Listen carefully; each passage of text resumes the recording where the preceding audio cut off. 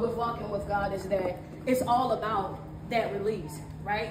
It's all about being able to operate with the mindset of, I'm not leaning into my own understanding, not trying to figure out things on my own, trying to do things on my own, but truly understanding and relinquishing that need for control, right? And the reason why it's important for us to do that is because majority of our stress and our anxiety, it comes from our need to be controlled. We want to be in control. We want to fix the outcome. We want to get in and we jump in, and as soon as something happens, and that's a trick of the enemy. You have to always understand the enemy wants you to operate in panic, right? He wants you to see something that happens, and as soon as it happens, wants you to jump into action. But you have to be mindful of the fact that if you jump into action right then and there, that's when you're going to make those costly mistakes, because you're operating without thinking. You're not strategically planning in that situation. What you're operating out of in that moment is your emotions. I need to fix this. I need to get this right. And then that's when we end up back in that square one, right? And we say, man, I wish I would have never said nothing. I should have never even went over there. Oh, man, I wish I could unsend that text message. We have to learn how to operate with that sense of calmness. I call it a superpower, right? People that are able to operate with a sense of calmness, even when they feel disrespected or uncomfortable, those are some strong people, because they're emotionally intelligent. They know what they feel, they understand what they feel, and they control what it is that they feel. Because they know that my response to life is what determines what next level that I go to. So if I act out of my emotions, that's gonna cost me every single time. But if I step back, I breathe, right? Inhale, exhale, center myself, and do what? I ask God for direction. Because why is it that we want God's blessings, we want his protection, but we don't want his direction? Or we want his direction after we've already made a mess of our life. We want his direction after we've already did way too much. And it's time now, you know, we're in quarter 2 of this year. We're in quarter 2. Halfway through the year, and it's time for us to really lock in and say, hey, look, I'm tired of making the same mistakes over and over, tired of going through the same things over and over, tired of having the same conversations. What? Amps on the treadmill, over and over and over. Some of us been having the same exact conversation for years, making the same verbal threats. Oh, I'm gonna break up, I'm gonna leave, I'm gonna cut them off, I'm sick of this family, I'm tired of this job, I'm so unhappy. But you have done nothing in your life to correct any of that. It's just threats. So much so that the energies, the spirits that surround you know that you're bluffing. They don't even bother you no more. They know you're not serious. You've been saying that for so long and gotten so, because the Bible speaks about getting comfortable in life. Everybody want to be comfortable. I want to be comfortable. I want to be comfortable. But the Bible says that it's bad to be comfortable, to start operating in a level of complacency. You should always want to be uncomfortable and be comfortable being uncomfortable. Why? Because if you're uncomfortable, what are you doing? You're trying to find comfort. You're still getting up and you're still getting after it. You're still getting up and you're making it move. You're still getting up and making it shake. You should always be hungry. You should always have that passion, that grit, that grind to always want more out of life. If we serve a God that says, I'm a God of abundance, why do we operate with a scarce mindset? Why do we lack thinking be our best friend? Oh, I really want to go on that trip, but I don't know how things going. But if you're trusting and believing that God is going to do exceedingly and abundantly all that you could ask or think, go on the trip, sis. Because you can save money for 40 and 50 years and then die on the 51st year, and all the money that you saved, somebody else fighting over it. You can go and work and be dedicated to that job over and over and over, day in and day out. Give them the best of your life, baby. I'm talking about the very best of you. And guess what? When they decide that you're going to be furloughed, you out the door. When they decide that your services are no longer needed, you're going to be out the door. And guess what? Sometimes you're going to get all of your money from your vacation time, and sometimes you got penalties and everything else. Now you got to fight to get what you already earned. What you say? Go on your trip. Live your life every single day to the fullest. Take full advantage, because what? Nothing is promised. Not the next minute, not the next hour. You owe it to yourself every single day of your life to wake up and say, I am going to make the rest of my life the best of my life. Right. Every day on purpose. Winning intentionally. I wake up every single day and that's what my expectation to win. That's it. If that's not your mentality, you have to work on that. If that's not your thought process every day, you have to work on that. Your everyday thinking process should be, I wake up every single day to win. No matter what it is that I'm facing, I'm waking up to win. Why? Because I relinquish all the negative thoughts. Anything that handled me, broken thinking, lack thinking, you have to let that go. Not just today. What you said today, you need to say that for the rest of your life. Why? Because Paul said, I die daily. Daily. You have to bring your flesh under submission daily. You have to wake up and operate with that sense of, and you know what? Today's the day today too. Cover me today too. Protect me today too. Yeah, we don't serve a wheel-breaking God. He's only going to do what you're asking him to do, what you're opening up for him to come and do. So if you want him to do exceedingly and abundantly, you have to show up for it every day. The same way you show up for your job. You show up for your job every single day. You punch the clock, and if you don't punch the clock, you show up and you sign in on your computer. They able to tell that you was at work that day. They got people that's going to be able to tell, systems that's going to be able to tell. Guess what? You have to punch into life that same exact way. You have to wake up, and your first thoughts when you wake up in the morning should be prayer first, gratitude. Why? Because all of this we wasn't promised. We overlook how beautiful that is. It's hot as all get out, but it's beautiful to be able to feel it. Amen. It's somebody that want to feel that heat, that want to feel that sweat. It's uncomfortable, but I'm grateful. Yes. That's what he wants from us every day.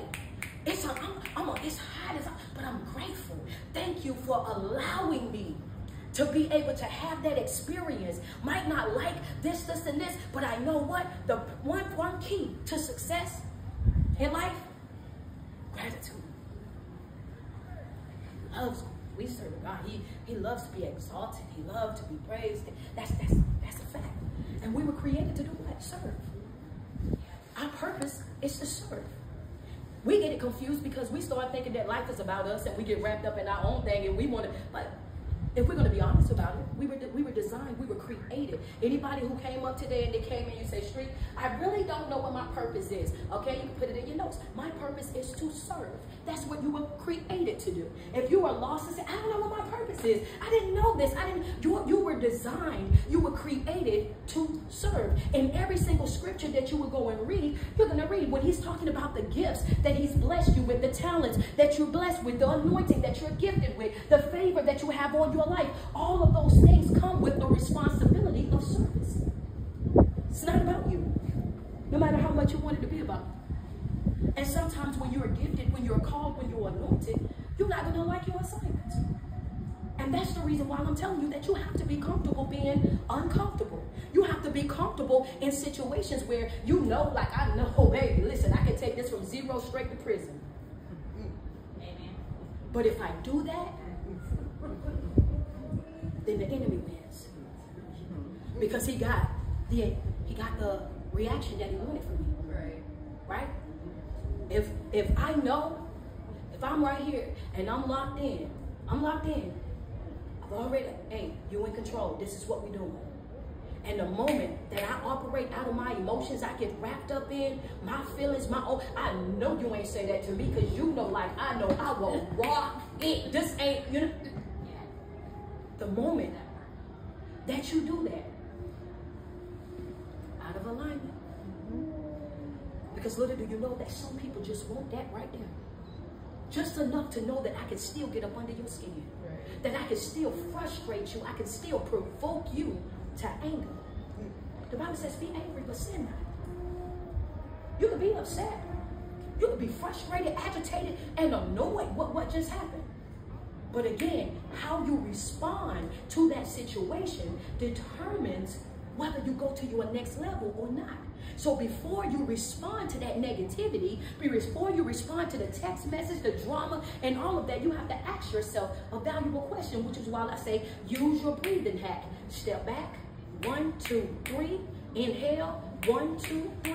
Exhale, 1, 2, 3. Center yourself back. And don't let nobody rush you into responding. Yeah, you have to get that serious about your growth and development. I don't care what environment it is, even on a professional level. There's nothing unprofessional with you saying, hey, give me a second. I'll get back with you in a moment. Why? Because you owe it to yourself to handle you. I got to prioritize me. If you think for 1 second that I'm going to throw away my whole entire mission, that I'm going to step out of alignment and say something or do something that could cost me everything because of you, oh baby, you ain't that important in my life, baby. You're going to have to give me what? You're going to have to give me a second. You center yourself.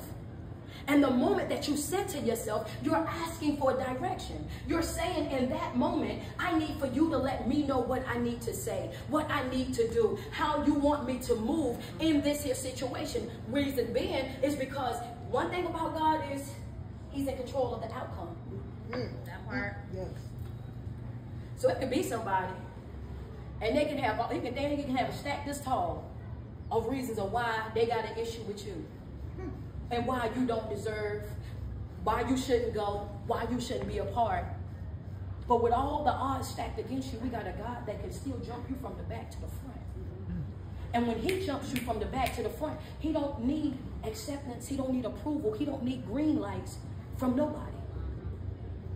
He can care less about their feelings, the ditches that they've dug, the holes that they tried to put you in. He doesn't need their acceptance or their approval. You have to keep in the front of your mind. He never said that you was going to be eating in front of a bunch of people that loved you, that was celebrating you, that was clapping for you, that was applauding you. He never said that. He said you're going to eat in the presence of your enemies, which told us right then and there that what? When I start to grow, when I start to evolve, when I start living my very best life, I got to be prepared to be eating in some uncomfortable situations. It's going to be some folk that I love more than anything that I'm going to have to watch me eat, not because I didn't want to give you a plate, but because you didn't want the plate. That's right. And some folk will be upset with you because they're not eating with you, but they never pulled up to the table.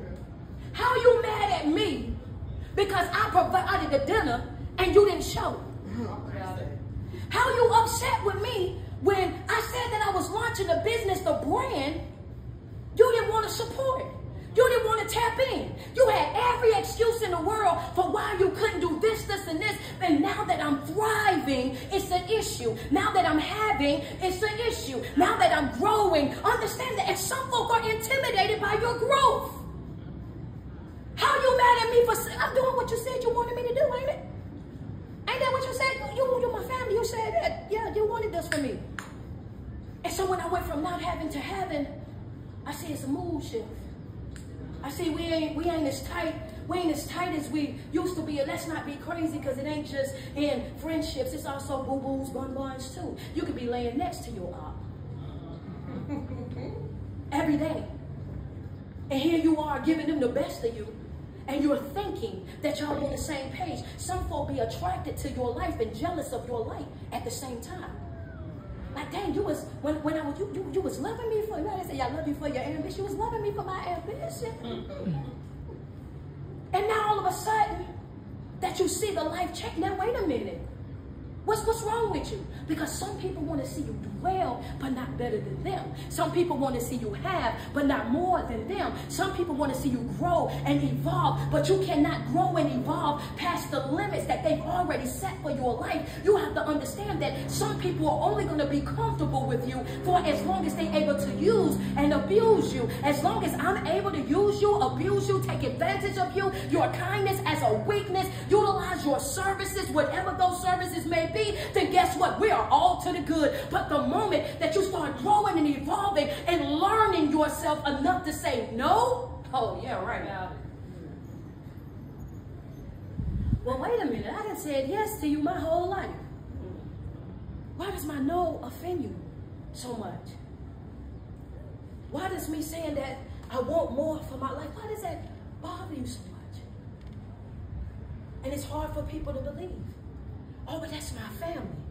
I don't care nothing about family. Don't nobody get no special privileges. There's no separate set of boundaries. Your boundaries have to be fair, and they have to be consistent all the way across the board. The same level of boundaries that you set for family has to be for friends and everybody else, because I'm going to let you know now, when you have two separate sets of boundaries, you are intentionally creating drama and chaos in your own life, because you're going to create a situation where people are going to say, oh, well, you didn't say that when so-and-so said it. Oh, when they did that, when they went over there, you ain't say nothing. But every time I say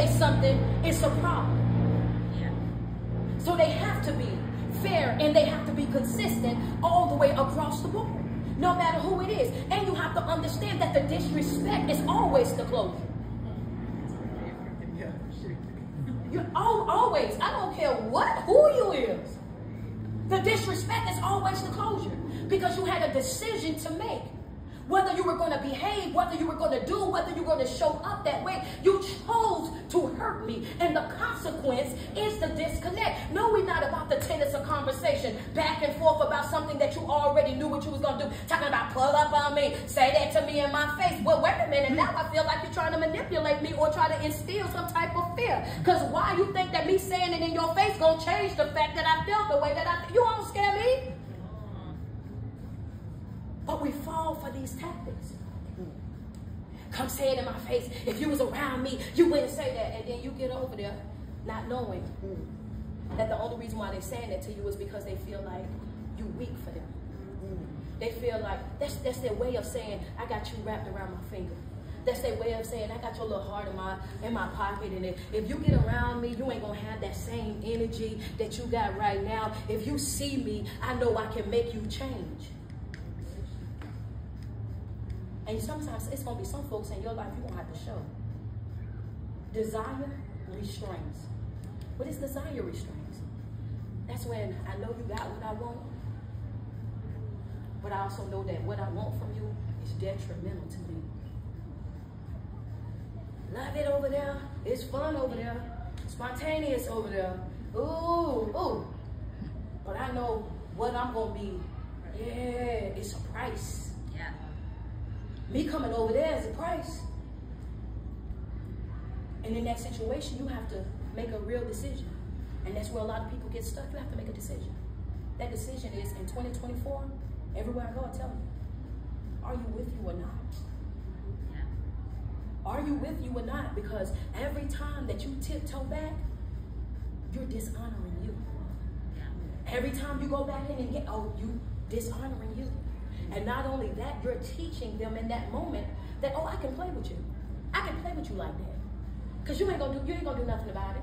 I can say this, I can do this, I can do that, and guess what? You're gonna be standing right here. Some of them feel like, they know they can leave you at the bus stop and spin the block. They've been spinning the block, spinning the block, spinning the block, and you've been sitting right there, right there, right there. And some people, they got so comfortable with it, they say, they always know how to come home. Baby, that is not nothing to boast about. That is not nothing to boast about. That is not a real flex. I hate to hurt folk feelings, but baby, that's not a flex. That's just them saying that you're weak-minded, that you're gullible, that you have no growth, no development, and no matter what it is that they go out there and do in the world, that they got you at a point where you're so weak that they can come running right back to you and bring everything that they've been doing out there right back to you too. Yeah. That's it.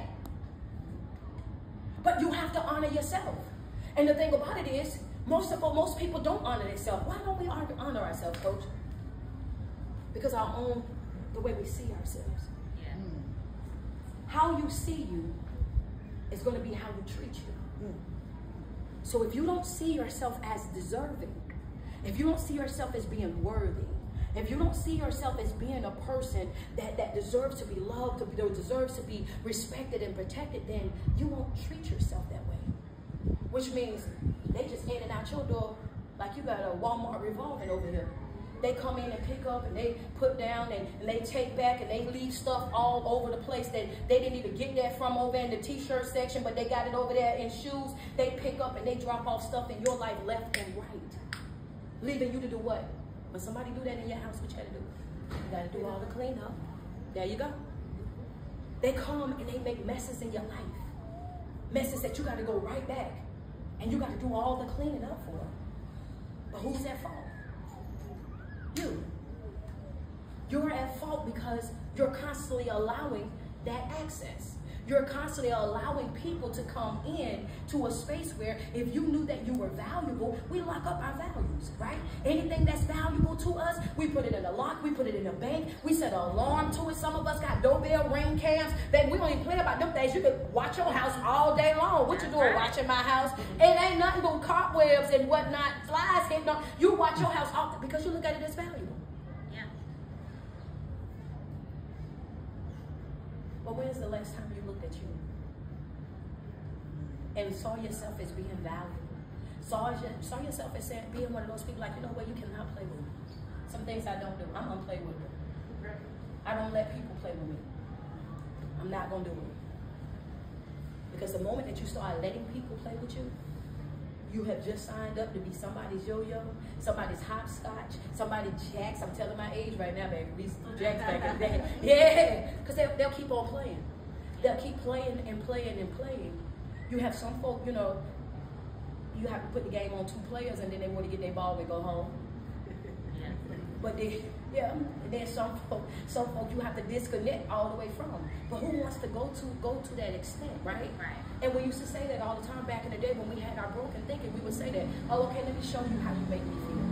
Since you don't get it, let me be that to you so that you can understand what it is that I'm feeling. But we do more damage to ourselves because now what we're doing is turning our pain into our personality.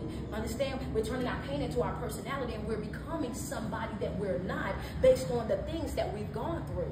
And once you come through those situations and you have that anger and that frustration all up in you, now what you're doing is you're responding to life out of your trauma, out of your pain, out of what you went through. And that's not even you. But then when you start healing, you start looking back at yourself and you're disgusted by the fact that you even behave that way because that's not you. That's more regret. The heaviest thing that you're going to ever recover is regret. That's a heavy load to carry right there, baby. To get back all the way them years and then you sitting out on your front porch in a rocking chair, regret. I should have let that go. I should have walked away from that. I had so many signs. It was so much stuff that happened, but I just wasn't honoring myself. I was giving them access after access. I was letting them come back. Then I let it go. Then I let it come back. Then I'll do it again. And I always wishful thinking. We all benefited of the doubt out. All of the friends. All benefit. I don't have any more benefit of the doubt left. You are exactly who you showed me that you were. And the moment that we develop that mentality, where we start seeing people for who and what they truly are, not what we want them to be, because we do run into some beautiful disasters. You're beautiful, but the inside is raggedy. You're beautiful, well-dressed, smell nice, all this and that or whatever, but can't hold a conversation to save your life. And sometimes you got all the bubbly personality in the world. You got all this going on for yourself. But the truth of the matter is, outside of that, when we're talking intellectual, when we're talking spiritual, when we're talking growth and development, you lost. So you're only good for a fun conversation. A conversation about absolutely nothing. But we have those conversations with people and we fall for that. Why? Girl, they make me laugh. They're hilarious. I'm telling you, right? Good time, right? Yeah, that's what I'm saying. Oh, they make me laugh. They make you laugh until they make you cry. It was all, my grandma used to say all the time, it's all fun and games until it's not. Until you realize that as an adult, everything ain't always fun. Right. Until you realize as an adult, when the laughter stops, what else do you have to offer? But we see these people and we see these things because we put our time and our energy into that. Then we do what? We go into that delusional stage. If I love them more, if I teach them this, and if I give them that, and if I work this over here, now you Barbara, now you Brenda, now you Bianca, Brianna, the builder, you building people left and right, like you building towers over here. You done spent majority of your, let's be real, you done spent majority of your relationship building.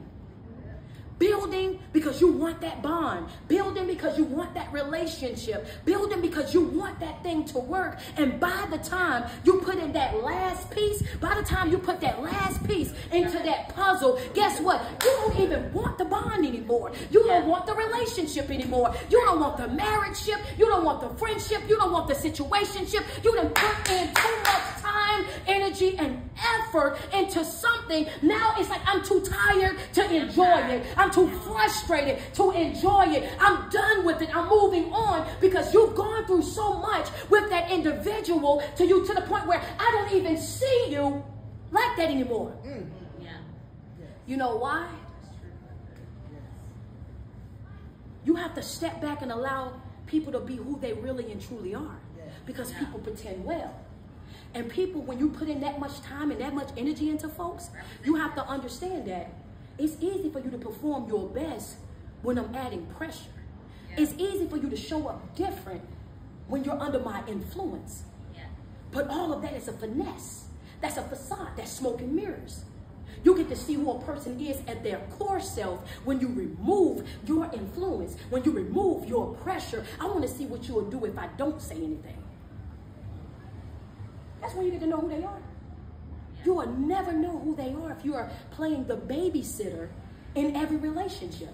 If every relationship you get in, you the mother of the relationship. Oh, come on, we got to go and do. Oh, well, you need to do this. And you need, after a while, that's draining. Yeah. That's frustrating. Dealing with somebody who don't know how to operate as an adult. How can Michelle say, can't raise a man? Baby, that ain't my job. Hello. Talk that for real. That's not my job to raise you. That's not my job. Understand that. To put you in position. That's not my job. To make sure that you're doing this, that, and the third. That's not my job. You have to be operating at 100%. Me operating at 100% before we even consider. If I'm at 100% and you at 50%, I want you to see how you're going to self-neglect. If you at 100% and they at 50% and you're constantly doing what? Not working on you because you got to come pull them up 10. So now here you are coming down 10. Then you got to come and pull them up 10. And here you are coming down 10. Why? Self-neglect, self-abandonment. You're self-destructive because you're babysitting somebody else. And guess what? They need it from you. So they can't pour it back into you. Wow. You can pour it down, but you can't pour up. Mm-hmm. Yeah. So if you up here, they're here, you can help them, but they can't help you. True. That's outside. Real bad. It's a fact. So you walk away from every relationship. I made them good for somebody else. I made them better for somebody else. They ain't even know that before me. Before I got with them, they ain't even know how to fill out no application before I got with them. I pushed them to start their business and now they want to act funky. Now they want to act like they did it by themselves. Well, sweets, bookie butt. You're going to have to suck that on up. Because you decided to be a babysitter. And one thing that you have to understand is this right here. You were wrong from the very beginning. Another note is what? You can't do the right thing the wrong way, baby. What you mean, coach? I was helping them. How was that wrong? No. Majority of the time when we go into relationships and we take on people that are in need, we take on people that are in need because we find security in that. They're not going to leave me because they need me. We don't think about it. We don't think about it. We just see somebody, we find them attractive. Like we said, friend, they funny. They make me laugh. Yeah. So I love the fact that they're funny and they make me laugh, so I want to help them. Yeah. When you are ignorant to the enemy's tactics, then he has the advantage. When you are knowledgeable of the enemy's tactics, his devices, how smooth of an operator that he is, now you have the advantage. Yeah. When I say use desire restraints, it's just because you look good. I know you ain't no good for me. You ain't on my level. You funny. If I wanted to go to a comedy show, but I'm a boss. I'm an entrepreneur, right? Yeah. That won't work in my world. It's about identifying what's for me and what's not.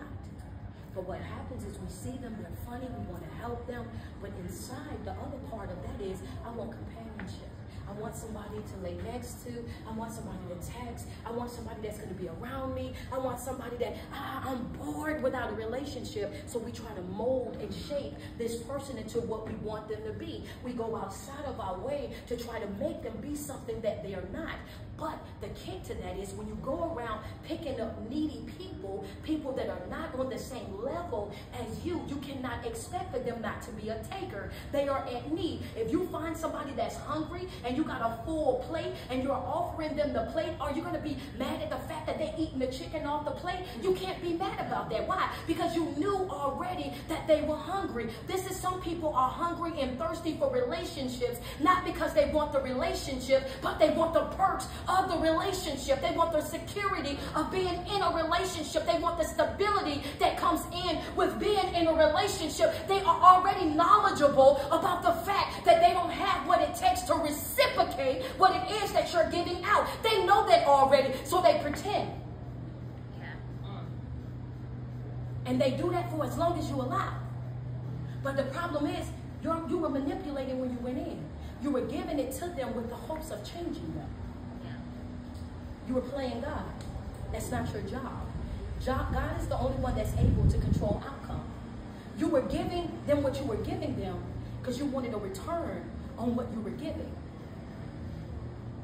I'm going to give you this, I'm going to show you that, and in return, I want you to take all of those ideas. We're going to build this big thing right here. But guess what? I was down bad when I met you. I didn't know all of this stuff. I had the idea, the creativity, but you were the one that had the business sense. You showed me how to do everything. Now I got it up and running, and I'm operating at 100%. And now that I'm at 100%, even though I appreciate what you gave me, I appreciate the knowledge, but guess what? Now that I'm at 100%, you're not my type.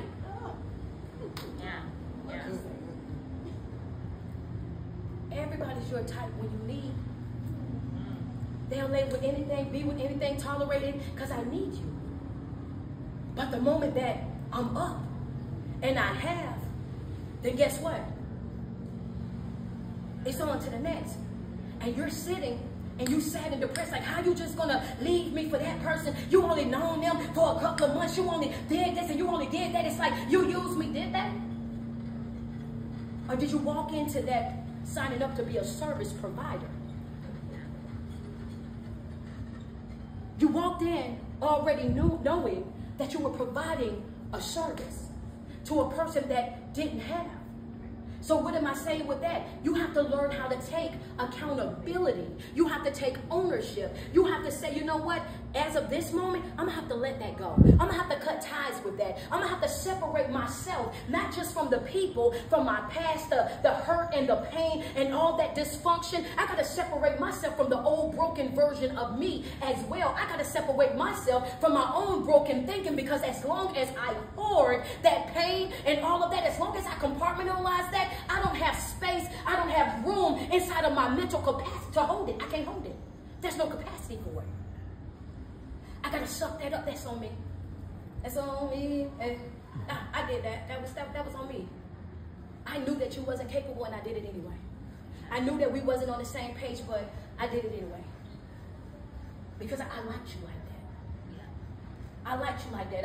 I saw something in you. But I want you to understand that you cannot fall in love with the representation. You can't get comfortable with the representation. People pretend really well. People will look you in your face, smile, big grin, and act like they got all the love in the world for you. And guess what? Behind closed doors, it's really about the service.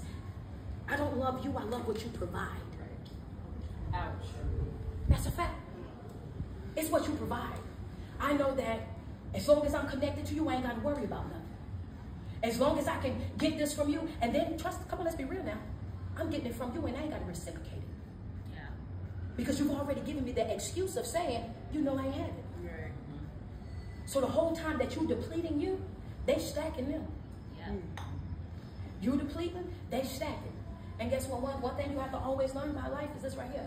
You owe it to yourself to always do what is best for you. Yeah, that's a fact, friend. I live by it. Do what's best for you. You know why? Because folks gonna always do what's best for them. And they don't care about the impact that it's going to have on your life. They'll have you sliding down the walls in your house and the walls that's in your neighbor's house. Understand that. And guess what? And without missing a beat, and they won't care nothing about it. And then some of them real raw with it. They'll check your page every single day to make sure you still slide down walls, to make sure you still unhappy in life. That's their mission. That's their goal, to make sure that you don't never get back up. Right. That's just how some folk are set up. And you're looking at them like, wow, how in the world could you do me like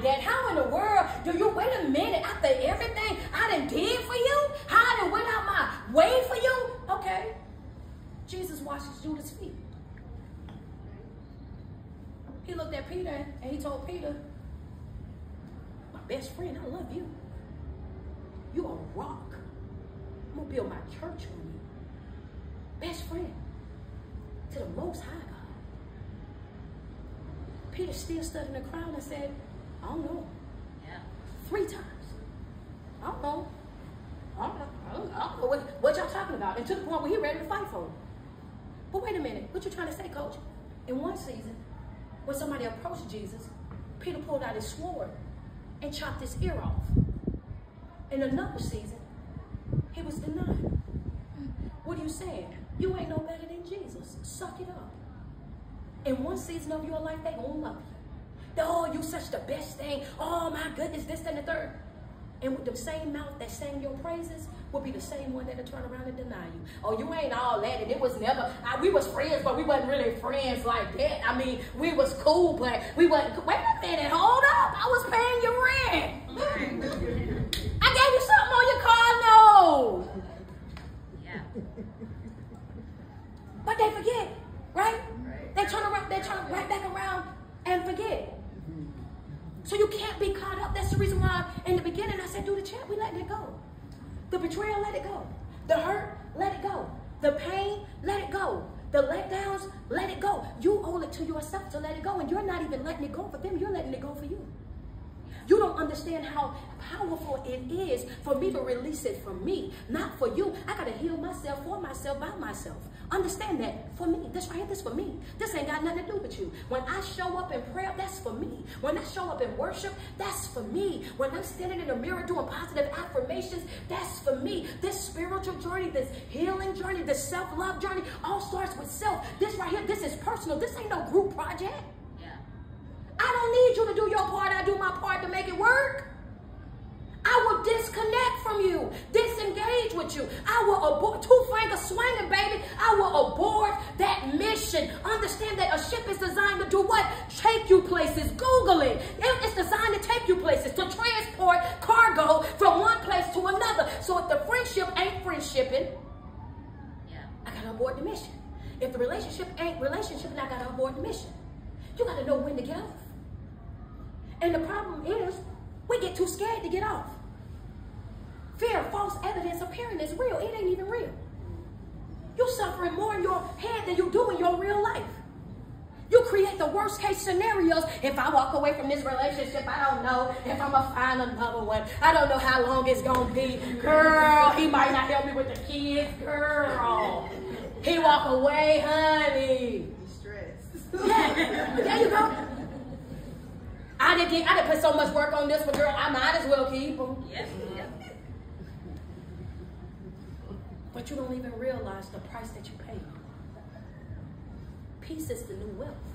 Yeah. And if you don't have peace nowhere else, you gotta have peace in your house.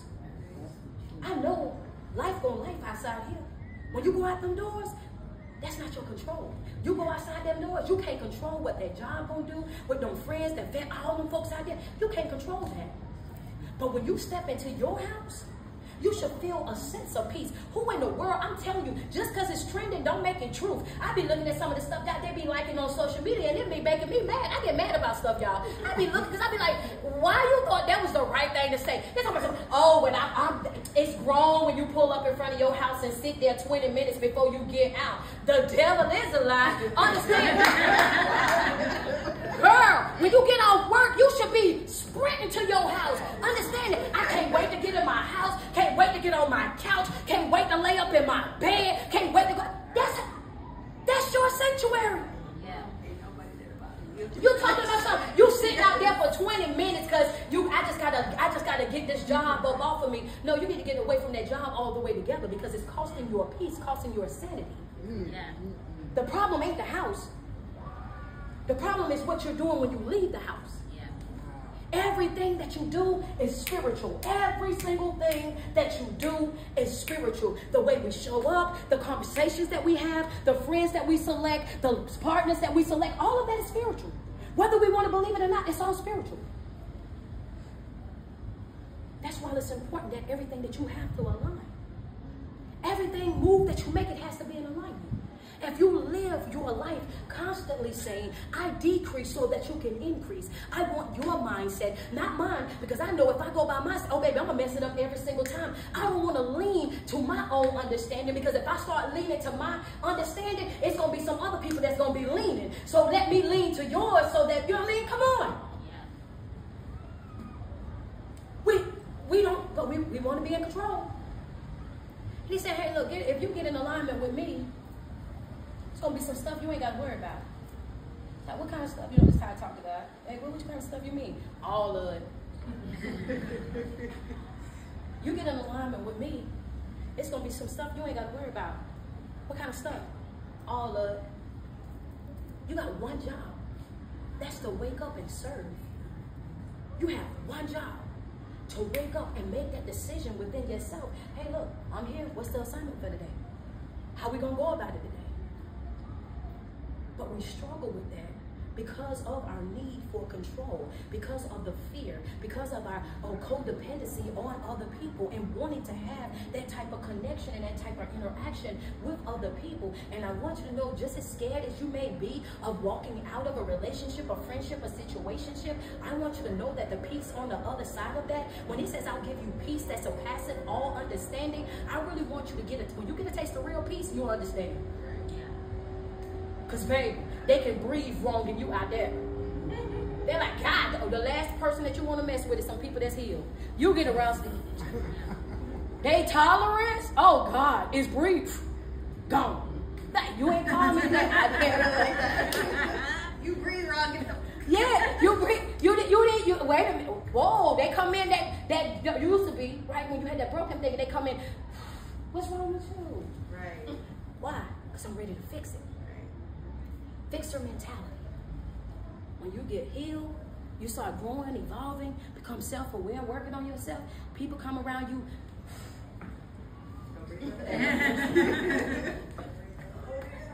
Baby, you all the way on the other side of the building. Why? First and foremost, whatever it is that you're going through, if you ain't have enough sense to give it to God, then yeah, I'm not walking around with a heavy heart because of you. I'm not going to allow you to continuously dump on me. I'm not finna ruin my day, ruin my good mood. I'm not about to pierce my peace because you let somebody pierce yours. Now, if you come in and your heart is heavy, you say, hey, let's go to the bathroom. I just need to pray real quick. I'm willing to touch and agree with you all day long. But when we come out that bathroom, that's a wrap on that, baby. You will not talk to me till your tongue hurt about something that you and I both know that you ain't about to do nothing about. Not about to do it. But you have to understand, again, it goes back to what?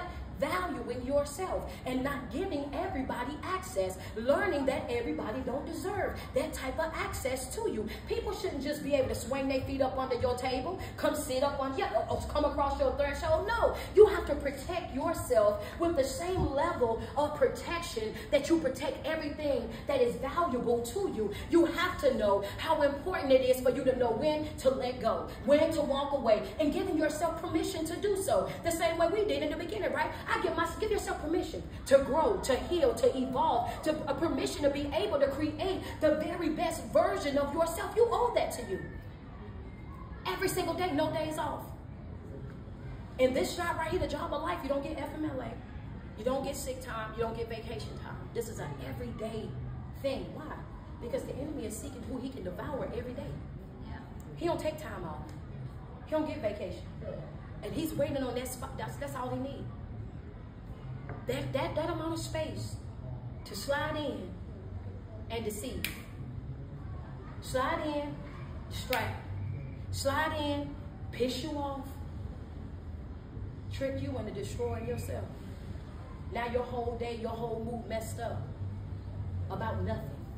Because if we are honest, sometimes we have been messed our whole entire day up. We're frustrated, agitated, and annoyed. And by the time everything finished, you're regretting that you even let it get you to that point. You're like, man, it wasn't even that deep. It wasn't even that deep. But you'll always look at it as that deep when you're looking at people with the expectation of yours. These were I expected you to love me how I love you. I expect you to show up for me like how I showed up for you. I expected, that's all I was expecting from you. And the truth of the matter is you cannot put your expectations on other people. Don't put your pressure, don't put your influences on other people. Let them be who they are so you can see exactly who they are. And once you see who they are, now you make the determination as to whether or not you're going to deal with that or not. Because love is a choice. And the moment that it's not a choice, it's bondage. So if the only way you're going to stay with me is if you're bound by that need, I don't want it. If you're bound by what the service I provide, I don't want it. Because who's going to sign up just to be used? Right. Right? All right. It's your favorite motivational speaker, life coach. It's your girl. Thank you. I appreciate it, man.